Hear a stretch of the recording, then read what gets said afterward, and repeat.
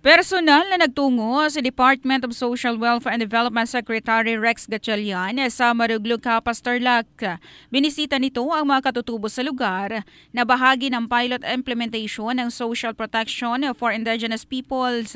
Ginanap ang e-profiling ng 633 mga IPs mula sa Aita Tribe na sinundan ng pamamahagi ng family food packs.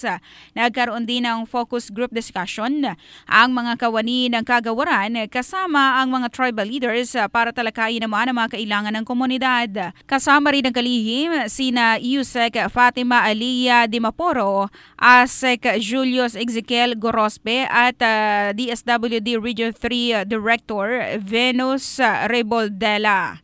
Yan na report, hatid ng Drybox Plus Herbal Capsule, lalaking laging umaangat in the heart of changing lives.